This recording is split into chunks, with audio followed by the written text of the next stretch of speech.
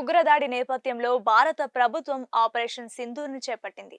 పాక్ ఆక్రమిత కాశ్మీర్, పాకిస్తాన్లోని 9 ఉగ్రవాద స్థావరాలను టార్గెట్ చేసి భారత ఆర్మీ దాడులకు పాల్పడింది. ఆపరేషన్ సింధూర్లో భాగంగా పాక్ గడ్డపై భారత దళాలు జరిపిన మెరుపు దాడుల్లో చాలా మంది ఉగ్రవాదులు హతమయ్యారు.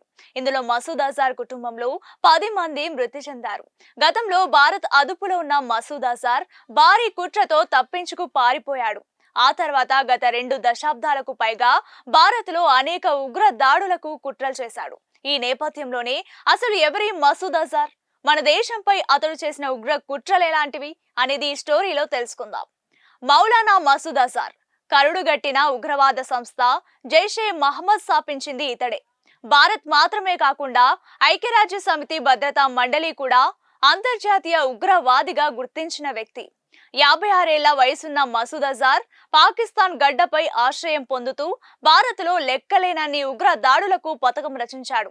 అంతేకాకుండా భారత్లో గతంలో జరిగిన చాలా ఉగ్ర దాడుల్లో భాగమై ఉన్నాడు. అయితే గతంలో భారత ఏజెన్సీల అదుపులో ఉన్న మసూద్ అజార్ ను విడిపించుకునేందుకు అతడి మద్దతుదారులు ఏకంగా భారత విమానాన్నే హైజాక్ చేయడం అప్పట్లో పెను సంచలనం రేపింది. దీంతో మసూద్ అజార్ ను వదిలిపెట్టడంతో అతడు భారత్ పై అనేక ఉగ్ర దాడులకు ఉసిగొల్పాడు.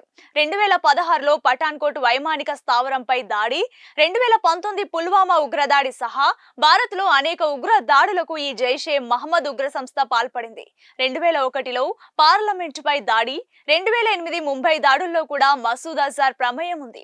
ఇక 2016లో ఆఫ్ఘనిస్తాన్లోని మజార్-ఏ-షరీఫ్లోని భారత కాన్సులేట్ పై జరిగిన దాడికి మసూద్ అజార్ మాస్టర్ మైండ్ గా వ్యవహరించాడు. ఇక మసూద్ అజార్ ను ఐక్యరాజ్య సమితి భద్రతా మండలి కూడా అంతర్జాతీయ ఉగ్రవాదిగా ప్రకటించింది.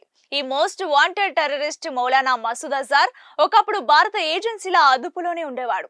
అయితే ఎయిర్ ఇండియాకు చెందిన IC-814 విమానాన్ని మసూద్ అజార్ సన్నిహితులు హైజాక్ చేసి విడిపించుకున్నారు. 1999 డిసెంబర్లో నేపాల్లోని కాఠ్మండు నుంచి ఢిల్లీకి బయలుదేరిన విమానాన్ని 5గురు ఉగ్రవాదులు హైజాక్ చేసి అమృత్సర్, లాహోర్, దుబాయ్ మీదుగా ఆఫ్ఘనిస్తాన్లోని కాందహార్ కు తరలించారు. భారత ఏజెన్సీల అదుపులో ఉన్న బందీలను విడుదల చేస్తేనే విమానంలో ఉన్న వారిని విడిచిపెడతామని డిమాండ్ చేశారు. దీంతో మసూద్ అజార్ తో పాటు మరో 2 ఉగ్రవాదులను భారత్ విడుదల చేయాల్సి వచ్చింది. ఇక గత కొన్నేళ్లుగా మసూద్ అజార్ పాకిస్తాన్లోనే ఆశ్రయం పొందుతున్నాడనేది బహిరంగ రహస్యమే అయినప్పటికీ ఆ దేశం మాత్రం వాటిని తీవ్రంగా ఖండిస్తోంది. 2022లో ఉజ్బెకిస్తాన్లో జరిగిన ఒక శిఖరాగ్ర సమావేశంలో ఐక్యరాజ్య సమితిచే గుర్తించబడిన ఉగ్రవాదిపై చర్య తీసుకుంటారా అని పాకిస్తాన్ ప్రధానమంత్రి షెహబాజ్ షరీఫ్ ను మీడియా ప్రశ్నించగా దానికి ఆయన సమాధానం ఇవ్వకపోవడం అప్పట్లో తీవ్ర చర్చకు దారితీసింది. అదే ఏడాదిలో మసూద్ అజార్ సోదరుడు జైషే మహమ్మద్ లో 2వ కమాండర్ గా ఉన్న అబ్దుల్ రౌఫ్ అస్తర్ పై ఆంక్షలు విధించడానికి భారత్, అమెరికా దేశాలు ప్రయత్నించినప్పటికీ అందుకు సమయం కావాలంటూ చైనా దాన్ని అడ్డుకుంది. ఇక గతేడాది నవంబర్లో పాకిస్తాన్ పంజాబ్ ప్రావిన్స్ లోని ఒక ఇస్లామిక్ సెమినరీలో మసూద్ అజార్ బహిరంగ ప్రసంగం ఇచ్చాడు. భారత్ పై తాను దాడులకు కొనసాగిస్తానని ప్రతిజ్ఞ చేసినట్లు ఆ ప్రసంగంలో మసూద్ అజార్ చెప్పినట్లు సమాచారం. ఇక ఆ ప్రసంగంలోనే జమ్మూ కాశ్మీర్ లో జైషే మహమ్మద్ మరిన్ని దాడులు చేస్తుందని కూడా ప్రకటించాడు. మరోవైపు జైషే మహమ్మద్ తో పాటు మసూద్ అజార్ పై చర్యలు తీసుకోవాలని గతేడాది డిసెంబర్లో పాకిస్తాన్ ను భారత్ డిమాండ్ చేసింది. ఇక గతేడాది పాకిస్తాన్ లో జరిగిన బాంబు పేలుళ్లో మసూద్ అజార్ మరణించినట్లు సోషల్ మీడియాలో పోస్టులు వైరల్ కాగా ఆ తర్వాత అవన్నీ అవాస్తవమని వెల్లడైంది.